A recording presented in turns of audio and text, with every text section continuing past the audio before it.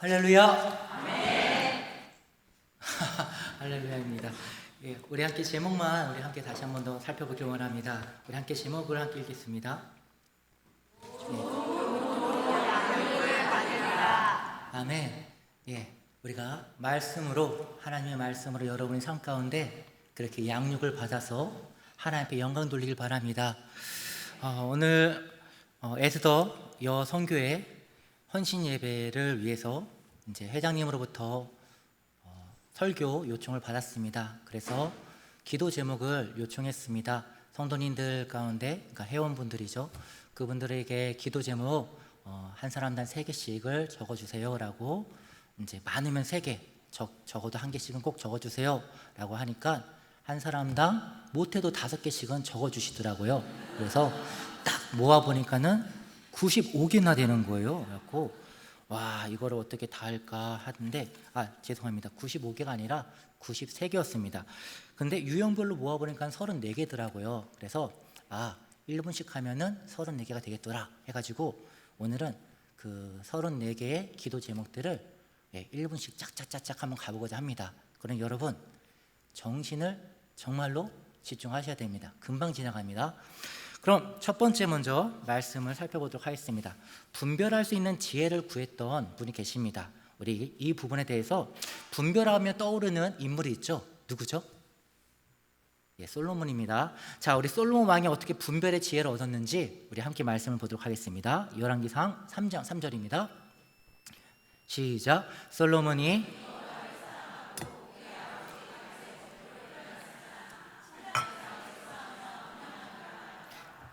첫 번째, 솔로몬이 하나님을 사랑했습니다. 그리고 지혜를 얻고 싶다라면은 누구를 사랑해야 하는 것부터 시작해야 될까요? 하나님을 사랑부터 시작합니다. 그리고 두 번째, 다윗의 법도를 행했습니다. 여기서 다윗의 법도라고 하는 것은 하나님의 명령, 하나님의 말씀을 말합니다. 그러니까 내가 분별의 지혜를 갖고 싶다. 그럼 첫 번째 뭘 해야 된다고요? 하나님을 사랑하십시오. 두 번째는 뭐 해야 된다고요? 그분의 말씀을 순종하십시오. 그러면 분별의 지혜를 받게 됩니다. 3장 14절입니다. 함께 보는 시작. 내가 만일 내 아버지 다윗의 행함과 같이 내 길로 행하며 내 법도와 명령을 지키면 내가 또 내 길게 하리라. 아멘. 정리를 하면 그렇습니다. 마지막으로 1000번제를 통해서 하나님 앞에 예배를 드렸던 것처럼 우리 솔로몬의 그 모습 정리하면 하나님을 사랑하고, 그리고 하나님의 법도와 명령에 순종했습니다. 마지막으로 하나님께서 받으시는 예배를 드렸습니다.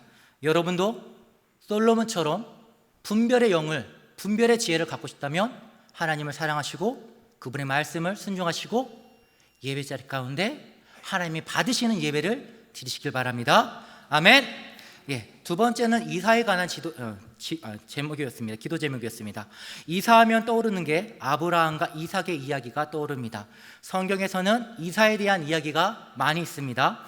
출애굽 자체가 민족적인 그런 집단 이사를 했었고, 또한 룻기에 나오는 나오미와 그의 가족들도 이사의 이야기로 시작됩니다. 성경을 통해서 우리가 이사에 대한 되게 중요한 태도를 배워야 합니다. 사도행전 7장 우리 3절과 4절 말씀 함께 보겠습니다. 시작. 이르시되 내 고향과 친척을 떠나 내가 내게 보일 땅으로 가라 하시니 아브라함이 갈대아 사람의 땅을 떠나 하란에 거하다가 그의 아버지가 죽음에 하나님이 그를 떠서 너희 지금 사는 이 땅으로 옮기셨느니라. 아멘. 이 말씀을 통해 알 수 있는 것은 이사라는 것은 하나님의 섭리이다라는 것입니다. 이사가 무엇이라고요?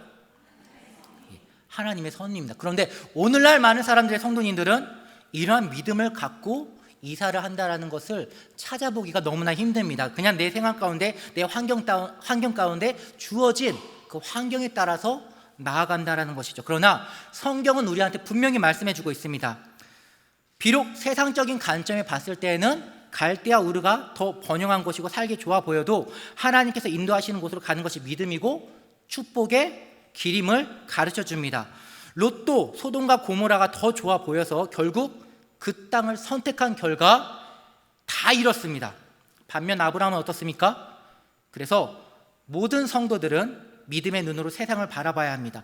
보이는 좋은 것에 마음을 두는 것이 아니라 하나님께서 예비하신 것을 마음에 두고 하나님 가라 하시는 그곳에 내 믿음으로 순종하며 아멘 하고 가야 되는 것입니다.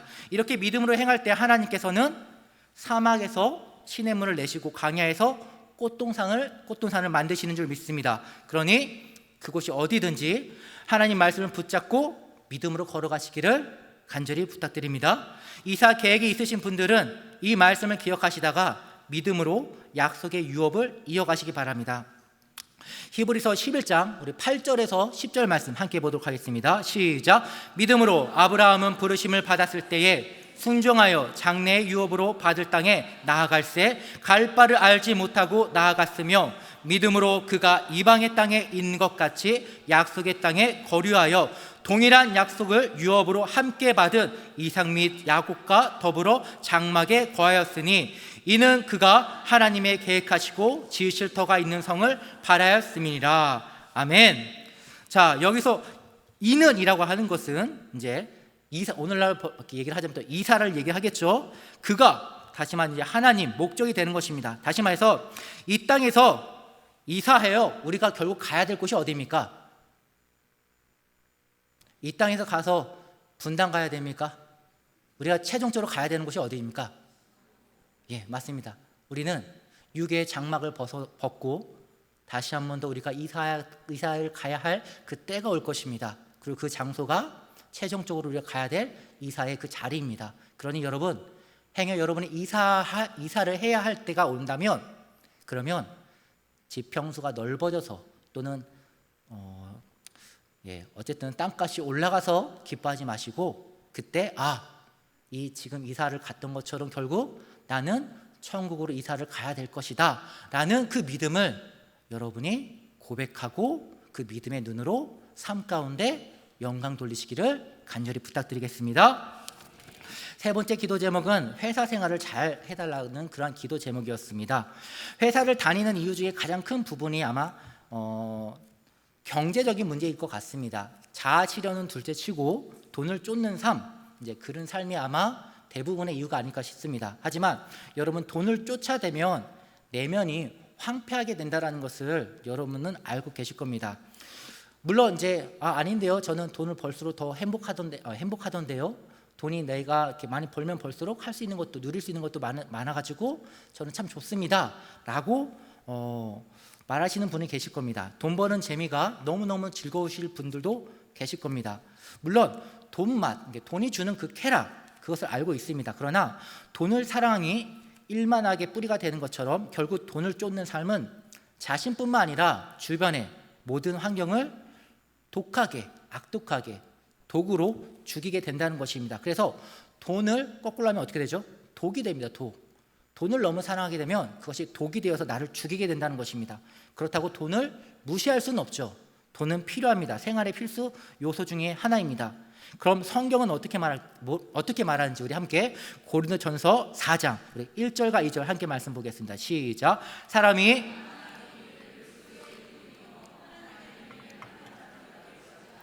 그리고 맡은 자들에게 구할 것은 충성이니라. 아멘. 돈을 쫓지 말고 주님으로 받은 사명을 쫓아가길 원합니다. 여러분, 돈 필요합니다. 하지만 여러분이 사명을 쫓아가면 하나님이 채워주십니다. 이러한 삶을, 이러한 공급함을 여러분은 반드시 체험하셔야 됩니다. 그렇지 않다면 여러분은 그리스도인이라고 말할 수가 없습니다. 여러분이 어디에 가서든지 하나님 앞에 영광 돌리길 원하신다면 사명을 쫓아가십시오. 그러기 위해서 반드시 갖춰야 할 덕목 두 가지가 있습니다. 하나는 충성입니다. 여기서 충성이란 말은 헬라어 피스토스, 다른 말로 하면 믿음이란 말과 똑같습니다. 헬라어 충성은 믿음과 똑같은 말입니다. 신뢰할 수 있는 이란 의미입니다. 믿음이 우리 가운데 더 친숙한 단어일 거라 생각되어집니다. 또 하나는 인내입니다. 인내는 그냥 무조건 참는 것을 의미하지 않습니다. 어떤 분명한 목적을 갖고 내가 그 목적을 이루기 위해서 참는 것, 그것이 바로 성경에서 말하는 인내입니다. 그러니까 내가 회사를 다녀야 할 그 목적을 분명히 찾고 그 목적을 이루기 위해서 인내하며 믿음으로 반응하시기 바랍니다. 그러면 우리 주가 되신 예수님께서 나를 통해 그것의 하나님의 비밀을 밝히 보이게 하실 줄 믿습니다. 아멘. 그러니까 회사에 잘 다니고 싶다면 사명을 꼭 찾으시기 바랍니다. 네 번째 기도 제목은 이랬습니다. 선교 중 모든 것에 하나님께서 간섭해 주시길 원합니다 라는 그런 기도 제목이었습니다. 하나님은 간섭해 주십니다. 우리의 삶 가운데 간섭해 주십니다. 모든 상황 가운데에서 우리 삶 가운데 간섭해 줍니다. 그런데 정작 우리가 정말 하나님께서 나의 삶을 간섭해 주길 원합니까? 라고 물어봤을 때 진실되게 그렇습니다, 아멘, 하나님께서 나의 삶에 간섭해 주길 원합니다 라고 말하는 사람은 정말 극히 저는 아니라고 보여집니다. 왜 그럴까요? 대부분의 성도님들은 내가 잘 나가고 편하고 안정적일 땐 하나님의 간섭하심을 받아들이길 싫어하십니다. 하나님 그렇게 하는 거죠. 왜? 지금 행복하니까, 평안하고 안정하니까, 행복하니까 하나님이 오히려 간섭하면 두려워지는 거예요. 행여라도 가시밭길 가려고 할까봐 두근두근 거리는 거죠. 일상의 하나님의 간섭이 나의 평온한 일상을 깨트릴까봐 두려워합니다. 그래서 하나님이 없는 만족, 예수님이 없는 행복, 성령님이 없는 그런 평안을 더 익숙하게 살아가는 것이죠. 이거는 돈보다도 더 독한 독입니다. 왜냐하면 여기에는 상급도 없고 하나님과 관련된 분깃도 없고 영광도 없습니다. 그래서 우리 좋으신 하나님께서 간섭해 주시기를 원하냐 이렇게 말을 하지만 실제로는 어디까지, 다시 말하자면 내가 어려울 때, 내가 힘들 때만 하나님 간섭해 주세요 라고 말합니다. 더 정확히 말하자면 하나님이 간섭해 줘서 내 문제 좀 해결해 주세요 라고 말을 하는 것이죠. 그러니 우리 이런 마음에 이런 심보로 있으신 분들은 에베소서 5장 15절에서 17절 말씀, 우리 함께 이 말씀을 보고 거기에 나를 다시 한 번 더 비춰보길 원합니다. 함께 보겠습니다. 시작. 그런즉 너희가 어떻게 행할지를 자세히 주의하여 지혜 없는 자같이 하지 말고 오직 지혜 있는 자같이 하여 세월을 아끼라. 때가 악하니라. 그러므로 어리석은 자가 되지 말고 오직 주의 뜻이 무엇인가 이해하라. 범사에 이해하라. 중요한 부분입니다. 이 뜻이 지금 이 세대가 하나님 보시기에는 악하다라고 말합니다. 여러분, 우리가 세대가 악한 세대 가운데 살고 있는 것입니다. 그런데 그 악한 세대 가운데 살아가는데 너무 좋아, 너무 평안해, 너무 만족해. 무슨 말일까요? 여러분이 생각하는 그 생각이 맞습니다. 자, 20절과 21절 말씀도 함께 보겠습니다. 시작. 범사에 우리 주 예수 그리스도를 항상 아버지께 감사하며 그리스도를 경외함으로 피차 복종하라. 아멘.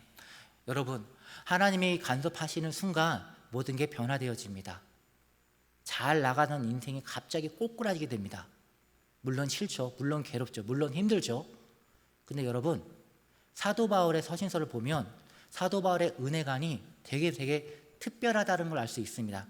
은혜 많이 받으세요 라고 말합니다. 여러분, 은혜 많이 받으세요 라고 말합니다. 여러분, 은혜 많이 받으세요. 아멘 안 하시네요. 자, 여러분, 은혜 많이 받으세요. 그렇게 말하면 빌립보서 1장 29절 말씀 보면은 왜 은혜를 많이 받아야 되는지 이유를 말해줍니다. 고난을 받아야 되기 때문에 그렇습니다. 다시 말하자면 사도 바울은 한 가지 소망을 갖고 있습니다. 예수님을 더더더 깊이 알아가는 것. 삶 가운데 더더더 예수님을 깊이 알아가는 게 그게 사도 바울의 유일한 소망입니다. 그런데 그렇게 알아가기 위해서는 무엇이 필요하냐? 고난이 필요하다는 것입니다. 고난 중에 주님을 더 깊이 알아간다는 것입니다. 그런데 그 고난을 감당하기 위해서 무엇이 필요하냐? 은혜가 필요하다는 것입니다. 그게 바울이 말하는 은혜입니다. 여러분, 하나님의 간섭하심을 바라기를 원하신다면 결단하십시오. 고난 가운데도 내가 감수하겠다. 그렇지 않고서는 하나님의 그 길을 갈 수가 없습니다. 여러분, 범사에 하나님께 감사하길 바랍니다. 그렇게 감사하는 마음이 삶 가운데 쌓여갈수록 어느 순간 나도 모르게 성령의 기름에 젖어 있어서 하나님의 사랑의 향기를 가득 넘쳐나게 퍼뜨리는 여러분이 되어질 것입니다. 그러니 그런 감사함으로 살아갈 때 하나님께서 더 세밀하게 음성을 말해주시고 그 세밀한 음성을 여러분이 다 깨우치게 될 것입니다. 다섯 번째 기도 제목은 영혼 구원입니다. 너무 중요한 제목이죠.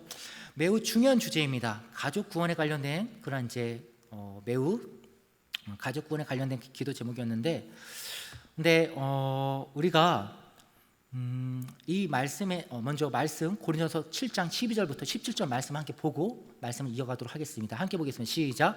그 나머지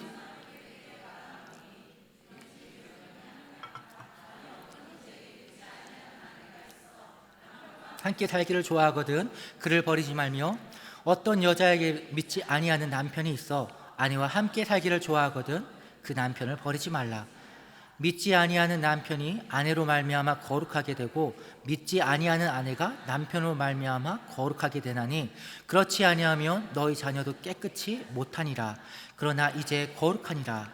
혹 믿지 아니하는 자가 갈리라 하라. 형제나 자매나 이런 일에 구애될 것이 없느니라. 그러나 하나님은 화평 중에서 너희를 부르셨느니라. 아내된 자여, 내가 남편을 구원할지 어찌할 수 있으며, 남편 된 자여, 내가 내 아내를 구원할지 어찌할 수 있으리요. 오직 주께서 갓 사람에게 나눠주신 대로 하나님이 갓 사람을 부르신 그대로 행하라. 내가 모든 교회에 이와 같이 명하노라. 아멘. 배우자의 구원을 위해 기도하시는 분들, 또한 전도 대상자를 놓고 기도하시는 분들, 저를 따라 선언해 주시기 바랍니다. 첫째, 끝까지 포기하지 않는다. 이쪽 계신 분들은 다 구원 받으셨던 기도하실 분들이 없으신가요? 두 번째 부분들은 받은 은사와 은혜로 전도한다. 네, 이게 16절과 17절 말씀입니다. 절대로 포기하지 마십시오. 영혼 구원 절대 포기하지 마십시오. 선한 일을 행하시면 하나님께서 반드시 때가 되면 거두십니다. 여러분의 기도와 눈물은 하나님께서 반드시 받으시는 귀한 보물이고 보석이고 하나님의 향기로운 그런 기도의 그 재단입니다. 그러니 끝까지, 아무리 힘들어도 끝까지 포기하지 마십시오. 이미 여러분을 부르신 것은 그 일을 위해서 여러분을 먼저 부르신 것입니다. 그러니 여러분의 그 사명을 감당하는 것이 여러분이 바르게 살아가는 것이고, 그렇게 여러분이 사명을 감당할 때 예수님이 어떠한 분이신지를 여러분은 만나게 될 것입니다. 자, 다시 한 번 더 말씀드리겠습니다. 함께 큰 소리로 고백해 주시면 감사하겠습니다. 끝까지 포기하지 않는다. 절대로 포기하지 않는다. 받은 은사와 은혜로 전도한다. 한 가지 팁만 저 말씀을 드리자면, 받은 은사와 은혜로 전도하는 것입니다. 내 생각대로, 내 마음대로, 고집대로 하는 게 아닙니다. 하나님이 주신 은사가 있습니다. 그 사람에 맞춘, 그 때에 맞춘 그 은사가 있습니다. 그 은사를 활용하셔서 전도하시기 바랍니다. 그 은사, 다른 말로 하면 성령님께서 역사를 그 은사를 통해 하십니다. 성령님께서 할 수 있도록 여러분이 길을 열어주시기 바랍니다. 우리 이 주제가 너무 중요하기 때문에 1분만 좀 더 추가를 하도록 하겠습니다. 사도행전 13장 6절에서 11절 말씀 함께 봅니다. 시작. 온 성 가운데에서 지나서 바보에 이르러 바예수라 하는 유대인 거짓 선지자 마술사를 만나니, 그가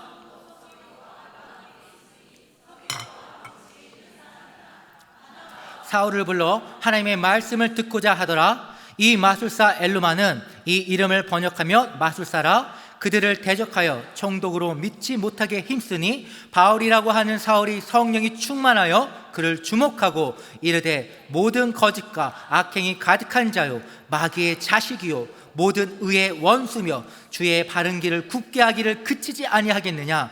보라, 이제 주의 손이 내 위에 있으니 내가 맹인이 되어 얼마 동안 해를 보지 못하리라 하니, 즉시 안개와 어둠이 그를 덮어 인도할 사람을 두루 구하는지라. 아멘. 상황은 이렇습니다. 바울은 총독 서기오 바울을 전도하려고 합니다. 그런데 바울이 총독 서기오한테 복음을 전파하는 것이 아니라 거짓 선지자 바예수를 상대합니다. 왜냐하면 8절 말씀처럼 총독은 믿으려고 하는데 근데 바예수가 계속 못 믿도록 방해를 하니까 결과적으로 믿지 못했기 때문입니다. 그래서 바울이 바예수의 그 성령의 그 능력으로 묶어버립니다. 그러자 우리 12절 말씀 함께 보겠습니다. 시작. 이에 총독이 그렇게 된 것을 보고 믿으며 주의 가르치심을 놀랍게 여기더라. 아멘. 이처럼 영혼 구원 방식은 전도의 그 대상자에게 물론 집중해야 되지만 먼저 우선시해야 되는 것이 있습니다. 무엇이냐? 바로 그 영혼을 묶고 있는 어둠의 세력부터 무너뜨려야 된다는 것입니다.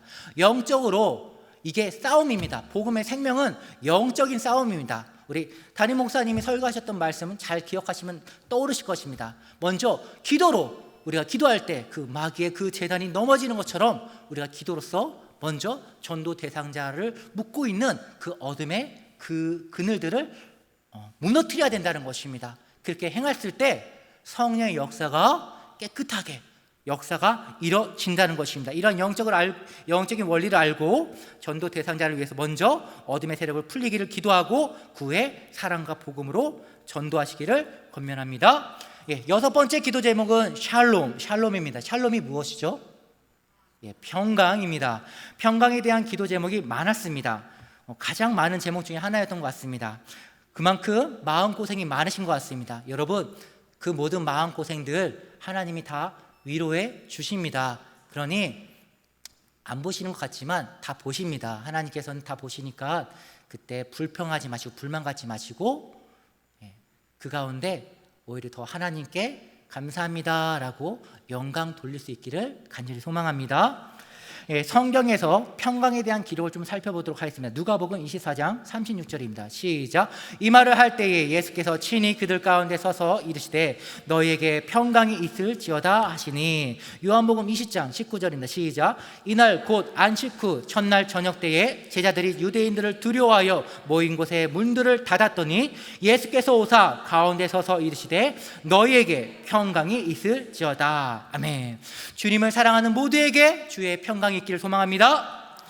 성경에는 평강, 평안, 화평, 화목 이 모두 이렇게 번역은 여러 개가 되어 있지만 단어는 샬롬 하나입니다. 같은 말입니다. 근데 로마에도 평강이라는 말이 있습니다. 로마 팍스라는 말인데 팍스 로마라는 말로 더 유명합니다. 로마의 평안이라는 말로 이제 샬롬과는 다릅니다. 로마가 이 파스 로마 그러니까 로마가 말하는 이 평화를 말하기 위해서는 몇 가지 전제 조건이 필요한데 첫 번째, 전쟁이 없어야 됩니다. 뭐가 없어야 된다고요?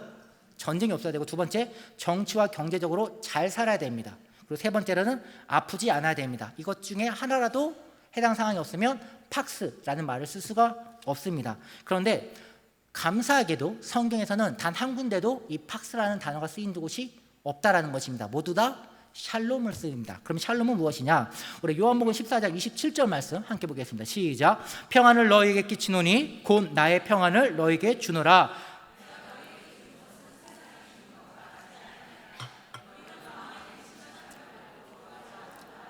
아멘.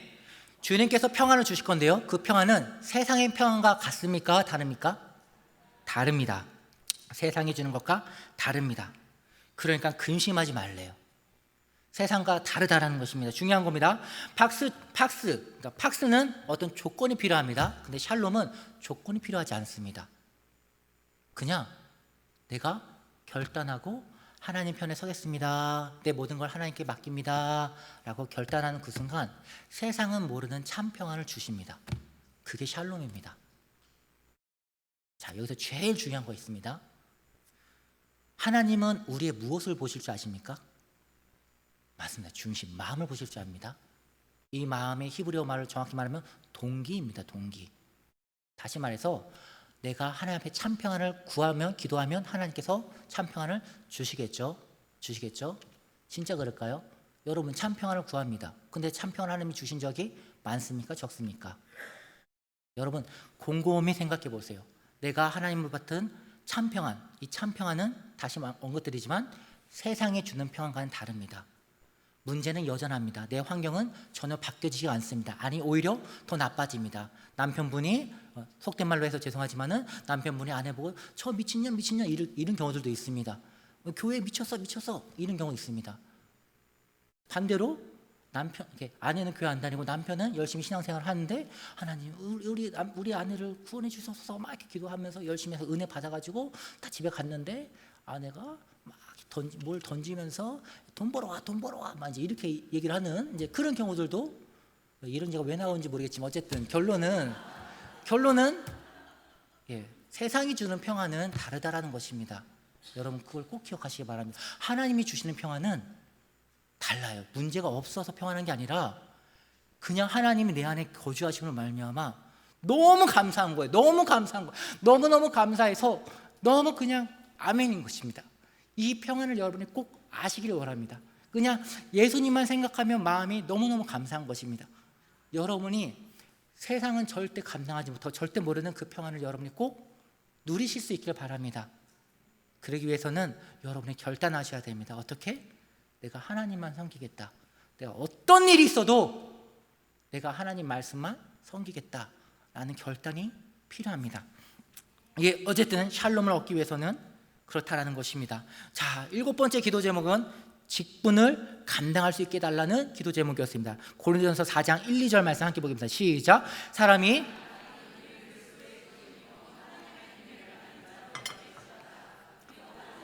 구할 것은 충성이라. 아멘. 아까 말씀드렸던 그 말씀입니다. 믿음과 인내로 버티십시오.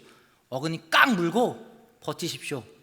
인내는 무조건 참는 게 아니라 어떤 분명한 목적을 갖고 버티는 것이라고 말씀을 드렸습니다. 그러니까 내가 왜 직분을 감당해야 하는지, 무엇을 위해서 희생을 하고 섬기고 애써야 하는지를 분명히 아시고 마귀의 게임에 흔들리지 않길 바랍니다. 아자아자. 오케이. 아자아자. 네, 아자아자 화이팅입니다. 예, 8번째는 취업을 놓고 기도했던 제목에 있어서 우리 신명기 8장 18절 말씀 함께 보도록 하겠습니다. 시작. 내 하나님 여호와를 기억하라. 그가 내게 재물 얻을 능력을 주셨습니다. 이같이 하심은 내 조상들에게 맹세하신 언약을 오늘과 같이 이루려 하심이니라. 아멘. 우리에게 그 취업이라는 이 간문을 통해서 여러 가지 믿음을 측정할 수가 있습니다. 취업하는 이유 중에 첫 번째가 경제 활동이고, 그리고 여기서 하나님께서는 우리에게 재물 얻을 능력을 주셨다라고 말합니다. 그런데 중요한 것은 하나님께서 재능을 얻을 능력을 왜 주었는지 이걸 놓치면 안 되는 것입니다. 하나님께서 재물을 얻을 능력을 주셨다는 것은 취업하게 하는 그 이유는 언약과 관련이 있는데 19절 말씀 함께 보도록 하겠습니다. 신명기 8장 19절입니다. 시작. 내가 만일 내 하나님 여호와를 잊어버리고 다른 신들을 따라 그들을 섬기며 그들에게 절하면 내가 너희에게 증거하노니 너희가 반드시 멸망할 것이니라. 아멘. 그러니까 8장 18절에 하나님께서 재물 얻을 능력을 주셨어요. 그리고 19절에 뭐라고 말하면 여호와 하나님을 잊어버리지 말고 다른 신들을 따라서 그들을 섬기지 말라고 해요. 무슨 얘기예요? 취업을 왜 해야 돼요? 돈 벌기 위해서? 아니요. 하나님을 잘 섬기기 위해서예요. 하나님이 그 직장을 왜 주셨어요? 하나님을 잘 섬기기 위해서예요. 여러분, 이걸 잊지 마시기 바랍니다. 정리하면 취업을 할 수 있는 능력, 재물 얻을 수 있는 그런 능력을 주신 이유는 하나입니다. 세상을 따라 살지 말고 하나님을 바르게 섬길 수 있기를 바라셔서 그래서 주셨다라는 것입니다. 그러니까 취업을 놓고 기도하시는 분들 동기를 체크해 보십시오. 내가 왜 취업의 문에 대해서 기도를 하는지. 이유는 하나입니다. 하나님, 내가 하나님을 더 잘 섬기기를 원합니다. 그러한 마음이 내 마음의 동기가 되도록, 내 마음의 중심이 되도록 기도하십시오. 그렇게 기도를 하면 하나님 그 마음의 중심을 보시고 목동을 왕으로 세우시는 분이 하나님이십니다. 그래요. 왕 되시기 바랍니다. 하나님께서는 한 집안의 자녀를 이 외국 나라의 총리로도 세우시는 분이십니다. 그러니 여러분, 하나님이 세우시면 막을 자가 없습니다. 여러분, 그러한 분을 신뢰하고 내가 그렇게 하나님을 더 깊이 알아가고 더 잘 섬길 수 있도록 내 마음을 주관해 주시옵소서라고 기도하십시오. 그럼 하나님이 문을 안 열어줄래야 안 열어줄 수가 없습니다. 에베소서 4장 28절 말씀 함께 보겠습니다. 시작. 가난하는 자에게 구제할 수 있도록 자기의 손으로 수고하여 선한 일을 하라. 아멘. 가난한 자를 돕기 위해서 취업한다. 이 마음을 하나님께서 어떻게 보실까요? 기뻐하시겠죠. 어렵지가 않아요. 어렵지가 않아요. 우리 마음 가운데 성령으로 충만하게 되면 이러한 아름다운 마음들과 열매는 삶 가운데 자연스럽게 맺혀지게 되어집니다. 그러니 무엇보다도 지킬 만한 것 중에 무엇을 지켜야 된다고요? 우리의 마음, 여러분의 마음을 지켜주시기 바랍니다. 그리고 지금 이 순간이, 이 시간이 하나님이 지금 여러분을 만지시는 시간입니다. 그걸 믿음으로 지금 반응하시는 분들은 지금 성령님께서 역사하십니다. 그럼 여러분, 성령님을 바라보시고 이 시간 간절하게 여러분 응답하시기를 간절히 소망합니다.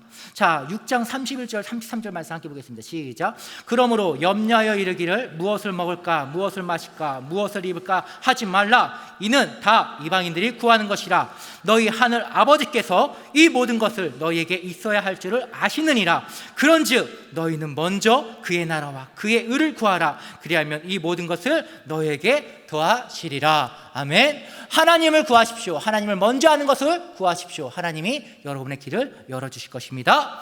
자, 다음번 9번째 기도 제목은 첫사랑의 회복을 구했습니다. 계시록 2장 4절 말씀에서 5절 말씀 함께 봅니다. 시작. 그러나 너를 책망할 것이 있나니 너의 처음 사랑을 버렸느니라. 그러므로 회개하여 처음 행위를 가지라. 만일 그리하지 아니하고 회개하지 아니하면 내가 내게 가서 촛불을 그 자리에서 옮기리라. 아멘. 이것은 이제 본문 에베소 교회의 그 초기 교회 그 시대 때 보냈던 그 이제 유일한 에베소 교회에 대한 유일한 그 책망입니다. 바울은 에베소 교회한테 바울이 에베소 교인들한테는 이렇게 권고를 했던 말씀이 있습니다. 에베소서 5장 2절 말씀 함께 봅니다. 시작. 그리스도께서 너희를 사랑하신 것 같이 너희도 사랑 가운데서 행하라. 그는 우리를 위하여 자신을 버리사 향기로운 제물과 희생 제물로 하나님께 드리셨느니라. 그러니까 이런 권고를 있었는데 잘 따르지 못했던 것 같습니다. 30년 후에 예수님은 요한계시록에서 이 문제에 있어서 이제 그들을 책망했던 것이죠. 그래서 우리가 이제 그리스도인들인지 아니면 최종적으로 이렇게 판가름 나는 것은 사랑의 유무에 있습니다. 사랑은 율법의 왕성이기 때문에 그렇습니다. 로마서 13장 10절 말씀, 13절 10절. 사랑은 율법의 무엇이라고요? 노란색만 보시면 사랑은 율법의 완성이라고 분명히 되어져 있습니다. 그래서 첫사랑을 회복하는 방법에 대해서 결론만 3가지를 말씀을 드리겠습니다. 첫 번째, 어디서 떨어져야 되는지 알아야 됩니다. 두 번째, 회개를 해야 됩니다. 세 번째, 처음 행위를 가져야 됩니다. 어디서 떨어졌는지 알기 위해서는 어떻게 해야 될까요? 성령님께 기도해야 됩니다.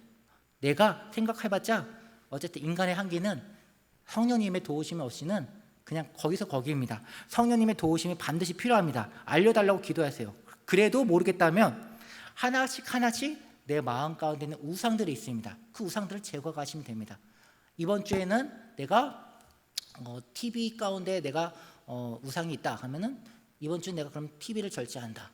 내가 인터넷에 더 많이 하나님을 말씀 보는 것보다 인터넷에 더 많이 시간 두는 것 같다. 그러면 이번 주는 내가 인터넷을 내가 금지한다. 이렇게 한 주간 제거해 가다 보면은 어느 순간 남아있는 건 무엇이냐?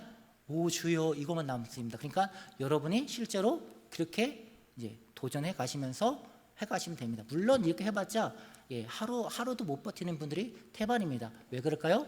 내 힘으로 하려고 하니까 그렇습니다. 성령님의 도우심이 아니라 내 힘으로 하려고 해봤자 그렇게 해도 문제입니다. 내 힘으로 하면은 결국은 난 했어, 이 자랑밖에 안 되고 교만밖에 안 됩니다. 하나님 보시기에 꺼져, 이겁니다. 그러니까 여러분, 성령님께서 하시는 걸로 반드시 구하시고 성령님이 도와주시기를 간절히 기도하시기 바랍니다. 성령님보다 앞서가지 마시기 바랍니다. 그리고 날마다 회개하십시오. 우리는 하루에도 수백 번씩 매일매일 죄를 짓습니다. 근데 그게 너무나 습관화가 되다 보니까는 내가 어디서 죄를 짓는지도 모릅니다.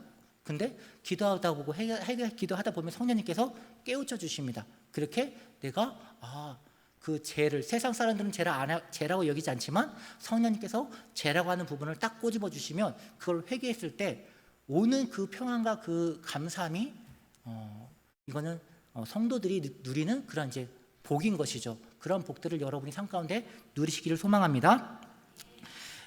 그리고 끝으로 처음 사랑을 회복하기 위해서 처음 행위를 가져야 됩니다.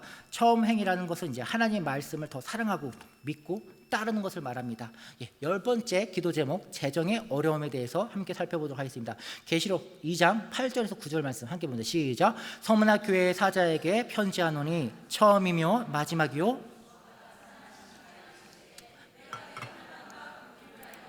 실상은 내가 부유한 자니라. 자칭 유대인이라 하는 자들의 비방도 알거니와 실상은 유대인이 아니요 사당의 회라. 너는 장차 받을 고난을 두려워하지 말라. 볼지어다 마귀가 장차 너희 가운데서 몇 사람을 옥에 던져 시험을 받게 하리니 너희가 10일 동안 환난을 받으리라. 내가 죽도록 충성하라. 그리하면 내가 생명의 면류관을 내게 주리라. 아멘. 앞서 취업의 목적이 뭐라고 말씀드렸죠? 그렇죠. 자기의 기도 제목이 아닌 것은 귀에 안 들어와요. 예, 말씀하신 하신 분들은 아마 이제 그 부분이 있던 것 같은데, 하나님께, 맞아요, 하나님께 영광을 돌리기 위해서 마음을 잡으면 하나님 길을 열어주십니다.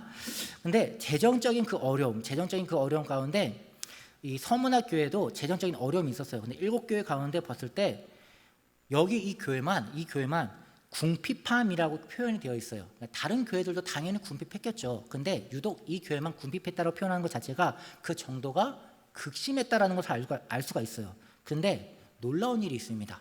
이렇게 극심한 궁핍함 가운데 어려움을 당한 데 불구하고 지금 요한이 언급하는 것은 어떤 것입니까? 결국 취업하라입니까? 아니면은 끝까지 재정적인 어려움이 없으십니까? 저만 있나요? 자, 끝까지 충성하래요. 더 정확히 말하면 내가 죽도록 충성하래요. 죽도록. 재정적으로 어려워? 벌써 일주일 굶었어? 야, 그래도 충성해. 죽어도 충성해. 이게 성경이 말하는 말씀이에요. 그러니까 여러분, 웬만하면 계시록 보기 전에 그냥 덮어버리십시오. 이런 말씀 무섭지 않습니까? 이렇게 말하면 또 그렇게 말아들으면 안 되십니다. 예, 여러분이 워낙 좀 진중해 보이는 표정을 좀 약간 풀자고. 예, 여러분, 그래도 충성해야 됩니다. 성도는 재정적인 어려움 때문에 믿음을 버려서는 안 됩니다. 하나님께서는 때론 재정적인 어려움으로 인해서 결과적으로 숨을 거둘 수도 있겠죠. 잠깐 예를 들자면 돈이 없어서 병원에 못 가고 약을 못 사 먹어서 결과적으로 병이 더더더 커지다가 결과적으로는 생명이 호흡이 끝날 수도 있겠죠. 그래도 끝까지 하나님을 믿고 믿음의 자리에서 있는 그 자리에서 하나님을 죽도록 충성이 뭐라고요? 다른 단어로 믿음을 지키라는 것입니다. 무겁죠? 돈 따라가지 말라고요. 두 주인을 섬길 수가 없습니다. 디모데전서 6장 7절 말씀 우리 함께 보겠습니다. 시작. 우리가 세상에 아무것도 가지고 온 것이 없음에 또한 아무것도 가지지. 빈손으로 왔다가 빈손으로 가는 것이 인생입니다. 물질 필요하지만 그보다 더 중요한 것에 여러분의 영혼을 거시고 여러분의 인생을 거시고 여러분의 운명을 거시길 바랍니다. 마태복음 6장 31절에서 33절 우리 다 같이 다시 한번 읽겠습니다. 시작. 그러므로 염려하여 이르기를 무엇을 먹을까 무엇을 마실까 무엇을 입을까 하지 말라. 이는 다 이방인들이 구하는 것이니라.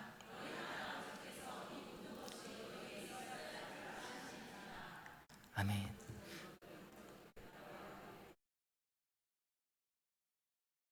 더하시리라. 이 말씀을 꼭 붙잡기 바라십니다. 꼭 붙잡고 하나님께서 사명을 끝까지 붙잡고 가는 자를 결코 그 사명의 끝자리까지 달 때까지 결코 버려두지 않아 하십니다. 바울이 하나님께서 로마 가운데 가서 거기에서 복음을 전하고자 하는 그 목적이 있었고 사도 바울도 그 목적을 알았기 때문에 거센 풍랑이 왔어도 그 가운데 두려워하지 않고 믿음을 지킬 수 있었던 것처럼 여러분 환경에 두려워하지 마시고 끝까지 죽도록 예수님에 대한 믿음을 지켜가시길 간절히 소망합니다. 가난해 죽지 말고 넘어가겠습니다. 우리 건강 중요한 주제죠. 여러 문제 건강. 미가서 6장 10절에서 13절 말씀 함께 봅니다. 시작. 악인의 집에 아직도 불의와 재물이 있느냐? 축소시킨 가증한 에바가 있느냐? 내가 만일 부정한 저울을 썼거나 주머니에 거짓 저울추를 두었으면 깨끗하겠느냐? 그 부자들은 강포가 가득하였고 그 주민들은 거짓을 말하니 그 혀가 입에서 거짓되도다. 그러므로 나도 너를 쳐서 병들게 하였으며 내 죄로 말미암아 너를 환폐케 하였느니라. 그러니까 미가서를 보면 놀랍게도 부정한 방법으로 돈을 모으는 사람들은 하나님께서 어떻게 하신다고요? 병들게 한다라고 말합니다. 한 곳도 보겠습니다. 잠언서 21장 6절 말씀입니다. 잠언서 21장 제가 읽겠습니다. 속이는 말로 재물을 모으는 것은 죽음을 구하는 것이라 곧 불려다니는 안개니라 라는 말씀입니다. 부정한 방식으로 재물을 모으면 곧 죽음이라 라고 말씀을 하는 것입니다. 누구나 병들 수 있습니다. 성경은 병드는 이유가 6가지 나옵니다. 하나님의 징계를 받고 또는 마귀로부터 또는 죄로 인해서 하나님의 영광을 위해서 또한 불경건한 생활 때문에 또는 가로로 인해서 이렇게 죄가 있다라고 얘기를 합니다. 하나님의 영광을 제외하고서는 대부분 이제 죄에 관련된 부분들이 많이 있다라는 것이죠. 그런데 재미난 부분이죠. 시편 41편 1절에서 3절 말씀 보면 이렇게 나와 있습니다. 가난한 자를 보살피는 자에게 복이 있으며, 함께 보겠습니다. 시작. 재앙의 날에 여호와께서 그를 건지시리로다. 여호와께서 그를 지키사 살게 하시리니 그가 이 세상에서 복을 받을 것이라. 주여 그를 그 원수의 뜻에 맡기지 마소서. 여호와께서 그를 병상에 붙이시고 그가 누워 있을 때마다 그의 병에서 고쳐 주시니라. 아멘. 시편 41편 1절에서 3절 말씀 맞죠? 되게 재미난 게 뭐냐면 결론만 말씀드리겠습니다. 가난한 자한테 그 자를 보살펴 줬어요. 그럼 하나님께서 3절에 뭐라고 말합니까? 그가 병상에 누웠을 때 그를 속히 치료해 주겠다라는 것입니다. 그러니까 아픈 이유가 여러 가지가 있어요. 여러 가지 있는데 돈 때문에 내가 병이 생긴 사람들은 나눌 때 하나님께서 그 병을 치료해 주십니다.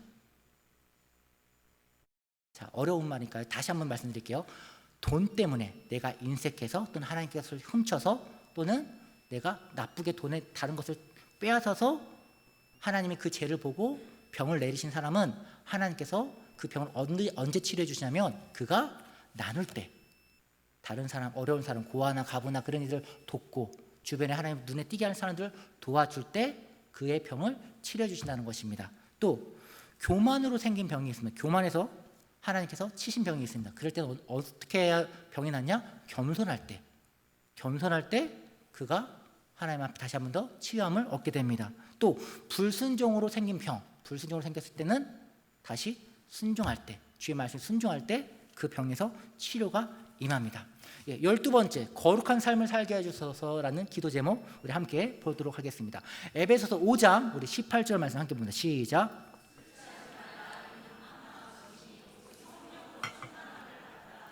아멘.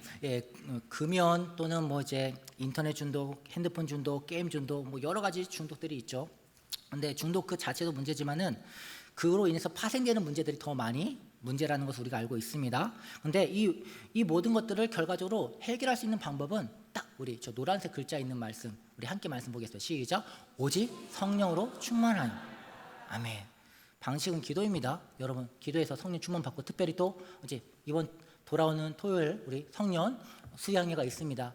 많이 참석하셔서 하나님이 주시는 성령의 기름 부음 모두 받으시길 간절히 소망합니다.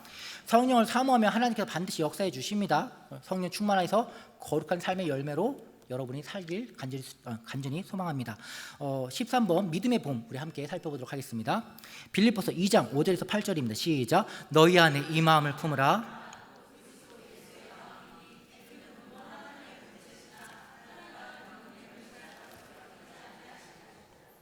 아멘.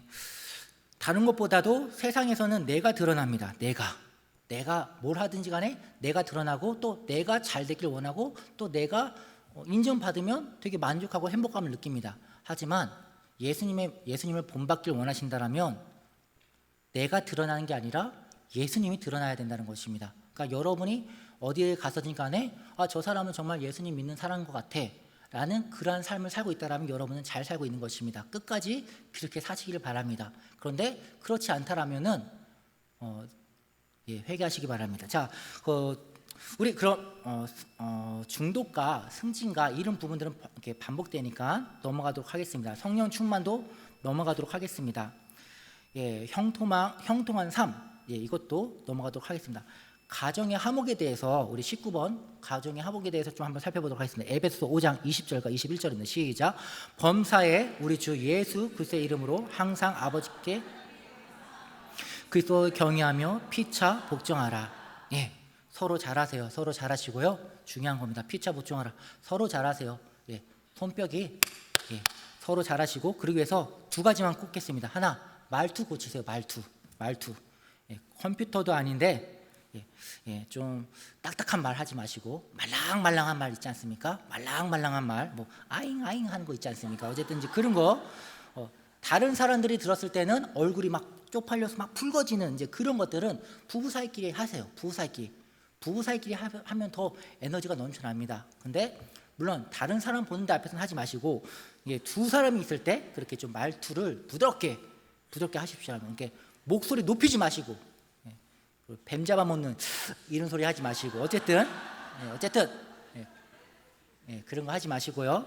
가는 말이 고와야 잘 아시네요. 어쨌든 그렇게 하시라고요. 그렇게 칭찬하시고 애교는 필수입니다. 배우세요. 자, 그리고 두 번째, 가정 예배를 드리세요. 가정의 그 화목하는 것은 그것도 또 영적인 전쟁입니다. 그러니까 이 가정의 예배 가운데 집을 깨끗하게, 가정 가운데 영성이 깨끗하게 하나가 될 수 있도록 청소해야 됩니다. 그래서 축복의 그릇을 만드시기 바랍니다. 다시 말하자면 서로 잘하시고 나는 잘하는데 저 사람이 좀 못해요 라고 이렇게 생각하신다면 거울을 보시기 바랍니다. 서로 잘해야 됩니다.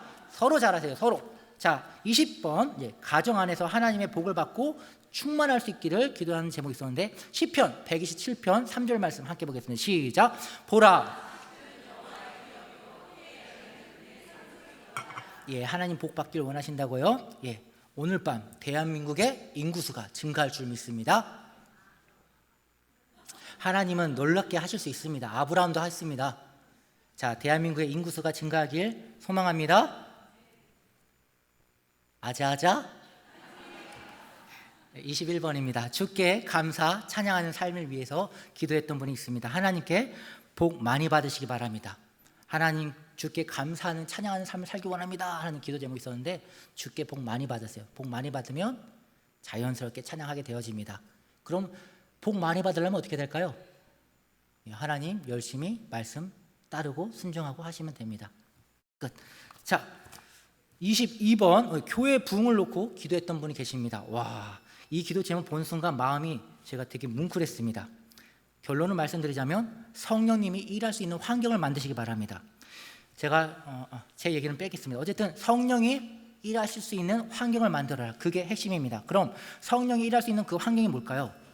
합심 기도할 수 있는 시간을 최대로 쌓으시기 바랍니다. 그러니까 연합이 되게 중요합니다. 그리고 죄를 짓지 않고 서로 돌봐주길 바랍니다. 이게 공동체입니다. 공동체이기 때문에 아간의 죄처럼 한 사람이 잘못하면 한 사람은 끝나는 게 아니라 그 공동체 자체가 싸그리 무너지게 됩니다. 그러니까 모두가 서로 죄 짓지 않고 서로 힘쓸 수 있게 도와줘야 됩니다. 그리고 사랑으로 행하길 바랍니다. 학생들은 선생님들의 마음과 눈빛을 알고 있습니다. 이런 말이 있죠. 내가 힘들면 아이들은 은혜를 받지만 내가 편하면 아이들은 은혜를 쏟는다 라는 말이 있습니다. 특별히 교사분들은 더 말씀을 기억해 주시기 바랍니다. 자, 더 중요한 거는 이걸 혼자 하면 절대로 안 됩니다. 혼자 해서는 절대로 안 되고요. 모두가 함께 동일한 목적을 갖고 나아가도록 힘쓸 수 있도록 같이 힘써야 된다는 것입니다. 전도서 4장 12절 말씀이죠. 세겹줄 말씀처럼 함께 힘을 할 때 함께 말씀 보겠습니다. 시작. 두 사람이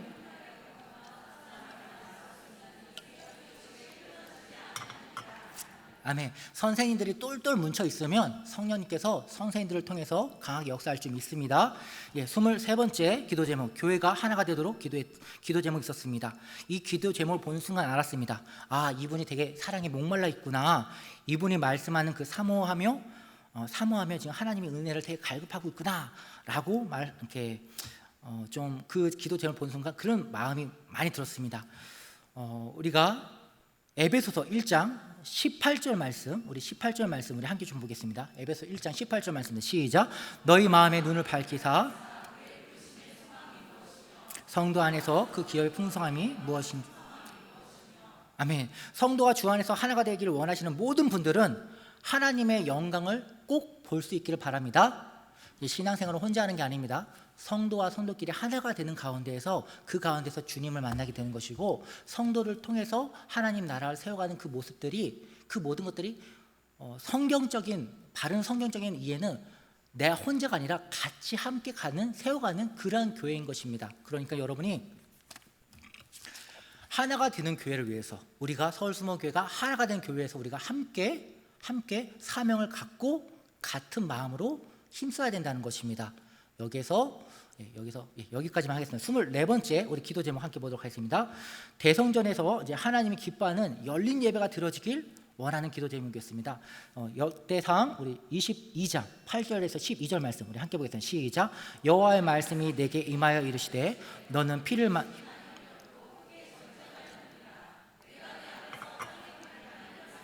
내 이름을 위하여 성전을 건축하지 못하리라. 보라, 한 아들이 내게서 나리니 그는 온순한 사람이라. 내가 그로 주변 모든 대적에게서 평온을 얻게 하리라. 그의 이름은 솔로몬이라 하리니 이는 내가 그의 생전에 평안과 안일함을 이스라엘에게 줄 것임이라.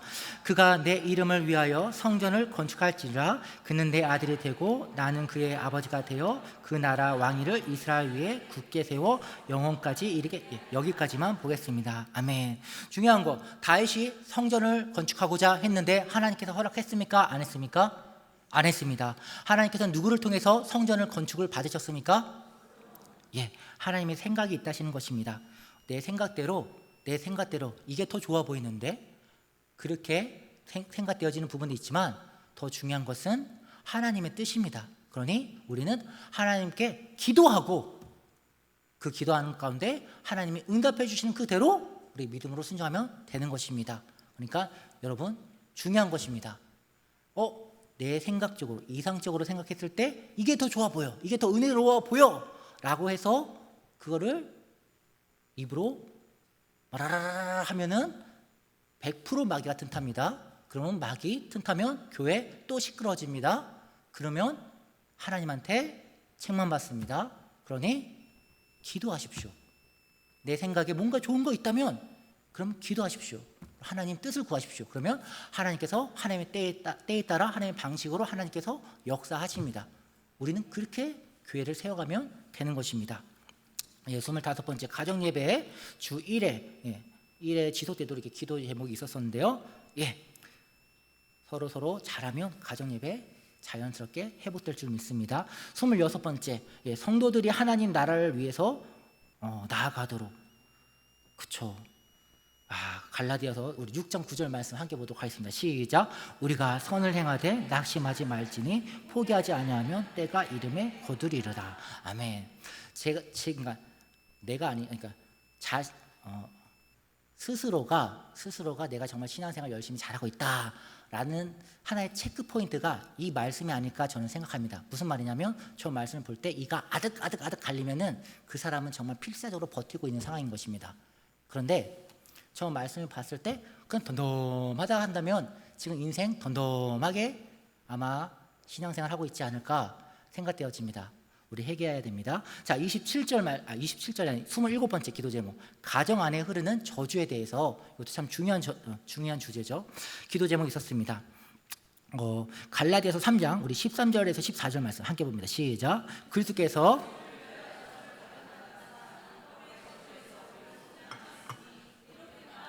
달린 자마다 저주 아래 있는 자라 하였습니다. 이는 그리스도 예수 안에서 아브라함의 복이 이방인에게 미치게 하고 또 우리로 하여금 믿음으로 말미암아 성령의 약속을 받게 하려 함이라. 아멘. 핵심은 말이죠. 예수님께서 십자가에 달리셨다라는 거예요. 그래서 우리의 모든 저주를 담당하셨다라는 거예요. 그러니까 너무 쫄지 마세요. 예수님께서 우리가 예수님을 믿음으로 말미암아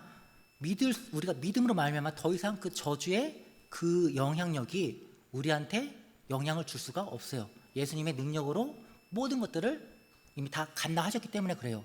근데 우리가 믿음이 없으면 그냥 쓸려당하게 되고 영향을 받게 된다는 것이죠. 그러니까 여러분, 성도는 믿음으로 사는 거예요. 예수님을 믿는 믿음으로 사는 거예요. 예수님께서 나의 모든 것들을 담당하셨고 십자가에 제사하 주셨고 나의 모든 것들을 구원하셨다라는 그 믿음으로 나아갈 때 성도의 삶의 모습에는 놀라운 역사들이 실제로 나타나게 되어집니다. 고린도전서 16장 22절에서 24절 말씀 함께 보겠습니다. 시작. 만일 누구든지 주를 사랑하면 우리 주여 오시옵소서. 주 예수 그리스도의 은혜가 너희와 함께하고 나의 사랑이 그리스도 예수 안에서 너희 무리와 함께합니다. 아멘. 주께서 우리의 저주를 모두 담당하셨습니다. 믿으십니까? 예, 믿음으로 승리하시기 바랍니다. 28번째 지혜와 계시의 영을 하나님을 더 알기를 원한다라는 기도 제목이 있었습니다.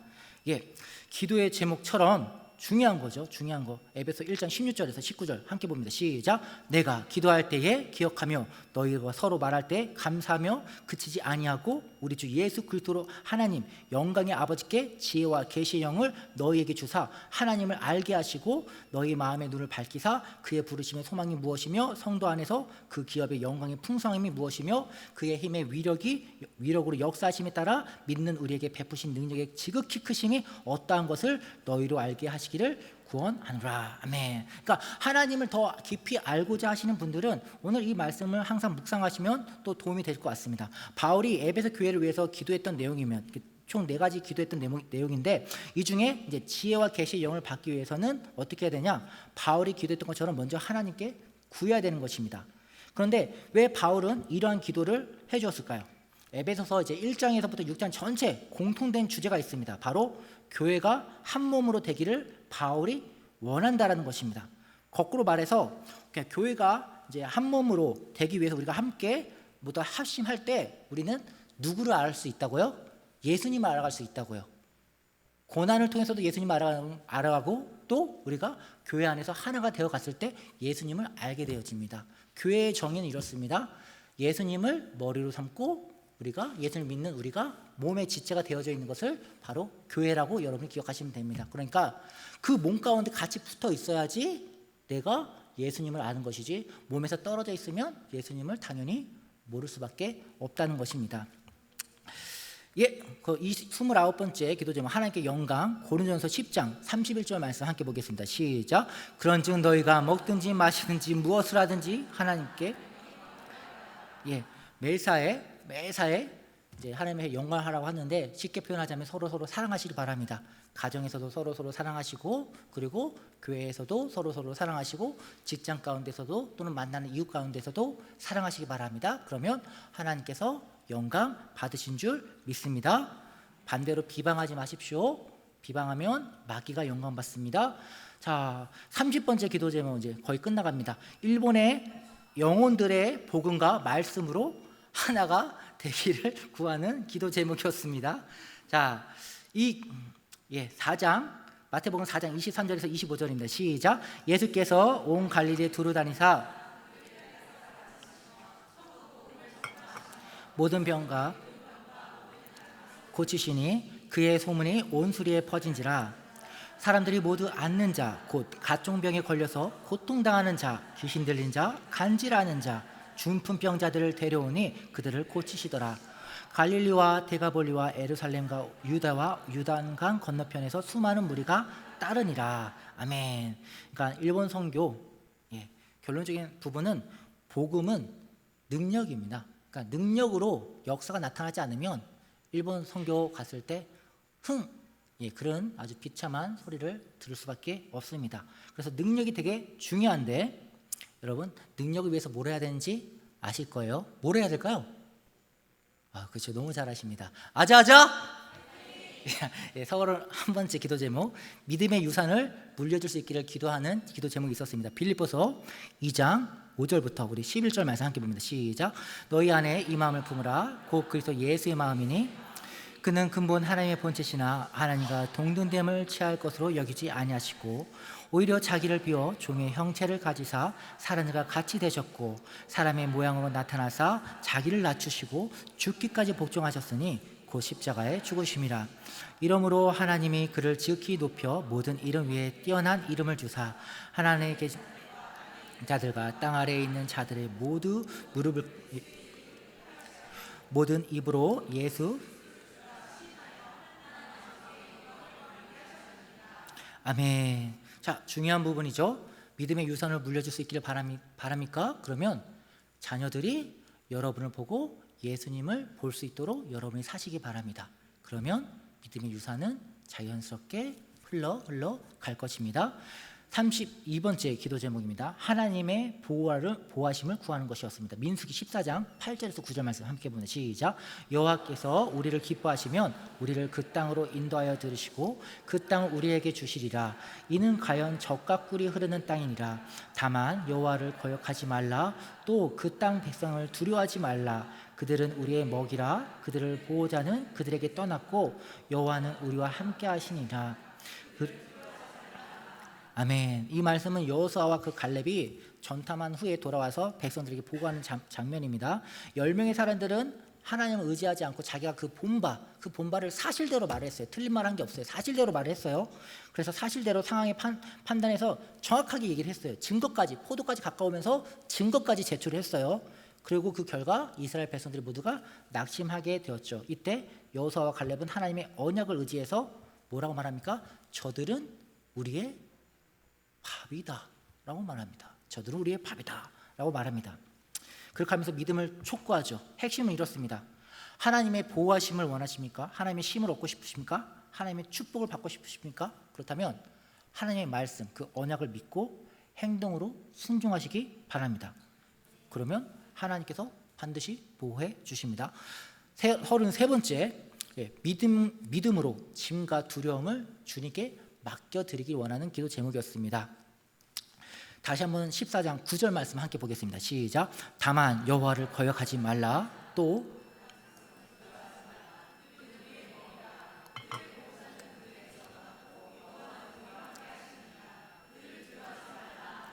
아멘. 이 말씀을 붙잡고 이 말씀대로 한번 해보십시오. 아자아자 해보시기 바랍니다. 아자아자 화이팅입니다. 해보시기 바랍니다. 마지막입니다. 마지막 기도 제목은 하나님께서 사랑하는 자가 되기를 원하는 그런 기도 제목이었습니다. 할렐루야입니다. 마지막 기도 제목이죠. 저도 하나님께서 사랑하는 자가 되기를 소망합니다. 그래서 정리를 해봤어요. 복음을 전하세요. 제가 말하면 여러분도 함께 따라해 주셨으면 좋겠습니다. 복음을 전하세요. 거짓말하지 마세요. 도둑질하지 마세요. 가난한 자를 도와주세요. 교회를 섬기세요. 형제 자매를 사랑하세요. 양보하고 나눠주세요. 말씀에 순종하고 기도에 힘써주세요. 날마다 하나님을 찬양하세요. 부모님을 공경하세요. 화내지 마세요. 끝으로 욕하지 마세요. 하나님께서 사랑하는 자의 삶입니다. 모르는 이야기입니까? 처음 듣는 이야기입니까? 내 입술로 고백했습니다. 기본을 지키자는 것입니다. 기본을 지키면 하나님께서 사랑하는 자가 될 줄 믿습니다. 지금까지 34개의 기도 중에 중간에 몇 개를 빼먹었습니다. 빼먹었는데도 불구하고 많은 시간을 지나게 되었는데 끝으로 우리 디모데 전서 4장 6절 함께 오늘 본문 말씀이죠. 함께 보고 말씀을 마치기 원합니다. 함께 읽겠습니다. 시작. 내가 이것을 형제에게 깨우치면 그리스도 예수의 좋은 일꾼이 되어 믿음의 말씀과 내게 따르는 좋은 교훈으로 양육받으리라. 아멘. 말씀으로, 하나님의 말씀으로 여러분의 삶이 세워지기를 간절히 소망합니다. 여러분의 삶이 하나님 앞에 향기로운 제사가 되길 소망합니다. 여러분의 삶을 통해서 다른 이들이 전도가 되어지고 생명을 얻기를 소망합니다. 여러분을 통해서 다른 성도님들이 생명을 얻고 하나님 앞에 돌아오기를 소망합니다. 우리 함께 기도하도록 하겠습니다. 사랑과 은혜가 풍성하신 하나님,